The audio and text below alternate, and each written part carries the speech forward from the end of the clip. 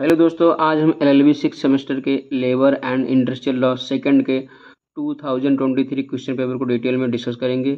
यह paper maximum 100 marks का होता है और टाइम 3 आवर का होता है। आपको किसी भी 5 क्वेश्चन अटेम्प्ट करने होते हैं और सभी क्वेश्चन इक्वल मार्क के कैरी करते हैं। अगर आप लेबर लॉ पढ़ रहे हैं तो यह वीडियो आपके लिए बहुत हेल्पफुल होगा। आइए देखते हैं फर्स्ट क्वेश्चन में क्या दिया हुआ है। फर्स्ट क्वेश्चन दिया हुआ है, explain the liability of employer to pay the compensation of the worker. इसमें दोस्तों ये बताया गया है कि पहला सवाल ये है कि वर्कमैन कंपनसेशन एक्ट 1923 से जुड़ा है। इस एक्ट के तहत एम्प्लॉयर की लायबिलिटी होती है अगर किसी वर्कर को काम के दौरान एक्सीडेंट या इंजरी होती है तो उसे कंपनसेशन दिया जाता है। यह लायबिलिटी तब होती है जब एक्सीडेंट एम्प्लॉयमेंट के दौरान और एम्प्लॉयमेंट से जुड़ा हो।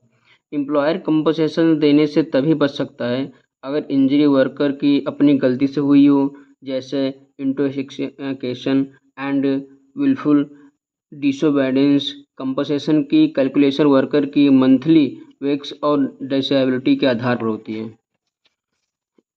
सेकंड क्वेश्चन देखते हैं दोस्तों। इसमें बताया गया, discuss the object and scope of the workman compensation act 1923। इस क्वेश्चन में बताया गया दोस्तों कि इस एक्ट का पर्पस बताता है कि इसका मेन ऑब्जेक्ट है वर्कर को सोशल सिक्योरिटी देना, ताकि अगर काम के दौरान एक्सीडेंट होता है तो उन्हें फाइनेंशियल हेल्प मिल सके। स्कोप में बताना है कि एक्ट किस प्रकार लागू होता है, बेसिकली हजार्डस इंडस्ट्रीज और मैनुअल वर्कर।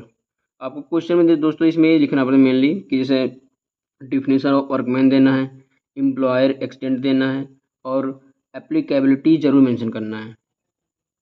थर्ड क्वेश्चन देखते हैं दोस्तों। इसमें दिया है, discuss the constitution power and function of the employees insurance code.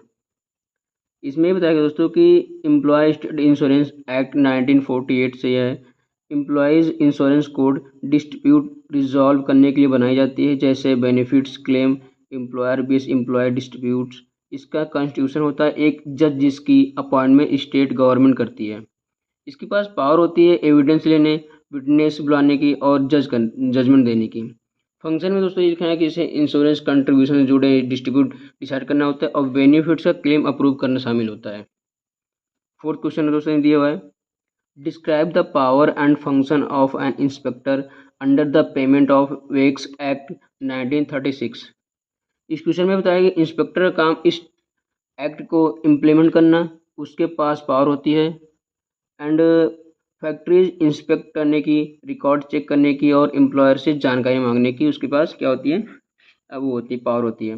Function में वर्कमैन की शिकायत सुनना होता है, इलीगल डिडक्शन रोकना और इंश्योर करना कि वेक्स टाइम पर मिले। एंड फिफ्थ क्वेश्चन दोस्तों दिया हुआ है, discuss the provisions regarding an appeal against the orders to concern authority under the payment of wages act 1936। इस क्वेश्चन दोस्तों ये बताया गया है कि अगर किसी एम्प्लॉयर या एम्प्लॉयज़ को अथॉरिटी के डिसीजन से डिसएग्रीमेंट है तो वो अपीलेट अथॉरिटी के पास अपील कर सकता है। अपील करने का टाइम लिमिट एक्ट में दिया गया है। इसमें ये होता है कि 30 डेज़ के अंदर कर सकते हैं और अपील में ग्राउंड्स क्लियर होने चाहिए, जैसे calculation of wages, penalty, deductions, answer में सैंक्शन नंबर्स और अपीलेट अथॉरिटी का रोल जरूर जरूर लिखें उसमें जो होता है। सिक्स क्वेश्चन दिया दोस्तों इसमें कि discuss the law relating employment and person dangerous machines. इसमें एक क्वेश्चन में बताया गया दोस्तों कि फैक्ट्रीज एक्ट 1948 के सेक्शन 23 के तहत 18 साल से कम एज वाले पर्सन को डेंजरस मशीन्स पर काम करने की अनुमति नहीं होती है। अगर 17 साल से ज़्यादा और 18 साल से कम तो वो लोग केवल ट्रेनिंग पर्पज़ और सुपरविजन में काम कर सकते हैं। इसका मेन जो ऑब्जेक्ट है दोस्तों इसमें होता है कि सेफ्टी ऑफ यंग वर्कर, उनकी सेफ्टी पर ज़्यादा ध्यान दिया जाता है और आंसर में पेनाल्टी प्रोविजन ऑब्जेक्ट भी जो इस चीज़ शामिल है तीन में। सेवंथ क्वेश्चन दिया दोस्तों कि discuss the provisions relating to welfare of workman in factories as a content under the factories act 1948।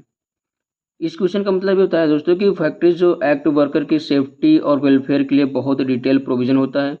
Welfare provisions में साफ drinking water, canteen, first aid box, creche, महिला वर्कर्स के लिए रेस्ट रूम और washing facility mandatory हैं। Employer का duty है कि ये फैसिलिटी मेंटेन करें। एंड 8 क्वेश्चन बताया गया दोस्तों में कि what do you understand by wages, describe its various kinds. दोस्तों इसका मतलब वेक्स का मतलब ये होता है, आप जैसे लिखा हुआ है वेक्स क्या होता है, तो वेक्स का मतलब ये होता है कि रेम्युनेशन जो वर्कर को सर्विस के बदले दिया जाता है। पेमेंट ऑफ वेक्स एक्ट 1936 में इसकी डेफिनेशन है। इसमें बेसिक पे अलाउंस शामिल होते हैं। इसमें मेनली जो वेक्स होते हैं 4 टाइप्स के होते हैं। फर्स्ट है मिनिमम वेक्स, गवर्नमेंट द्वारा फिक्स मिनिमम रेट मिलता है। और सेकंड होता है फेयर वेक्स होता है, इसमें जो कॉस्ट ऑफ लिविंग कवर करें और थोड़ा एक्स्ट्रा हो सकता है इसमें। और थर्ड जो होता है इसमें लिविंग वेक्स होते हैं, जो वर्कर को उनके फैमिली को कंफर्टेबल लिविंग दे सकता है, जैसे कि होता है कि फैमिली को प्रोवाइड किया जाता है, जो जैसे हाउस होता है, ऐसी चीज़ें होती हैं। और फोर्थ इसमें होता है कॉन्ट्रेक्चुअल वेक्स होता है, इसमें एक कॉन्ट्रैक्ट के आधार पर दिया जाता है।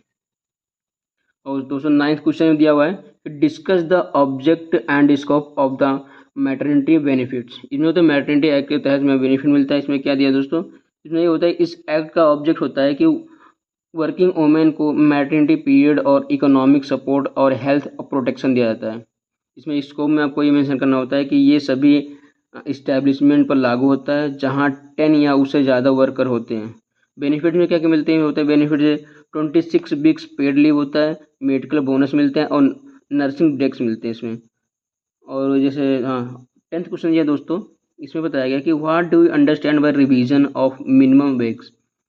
10th क्वेश्चन दोस्तों इसमें ये बताया गया है कि मिनिमम वेज एक्ट 1940 में बताया गया है कि मिनिमम वेज को टाइम टू टाइम रिवाइज करना चाहिए, ताकि इन्फॉर्मेशन या कोई भी चीज़ होती है इन्फ्लेशन के कारण वर्कर की परचेसिंग पावर मेंटेन रहे। एक्ट के अनुसार रिवीजन हर 5 साल में ज़रूरी होता है। थैंक यू दोस्तों। और अगर दोस्तों अगर आप लोगों को जैसे कोई भी क्वेश्चन पेपर नोट चाहिए तो उसके लिए आपको मेरे इसमें कमेंट करके आपको जी ज़रूर प्रोवाइड की जाएंगी। तो इसमें आपको बताया कि दोस्तों तो ये पूरा labour and industrial law second question paper का आपका डिटेल डिस्कशन हुआ है। अगर आपको इस पेपर के लिए कंप्लीट नोट्स और मॉडल आंसर चाहिए तो कमेंट करें यस, और चैनल को सब्सक्राइब जरूर करें दोस्तों। थैंक यू दोस्तों।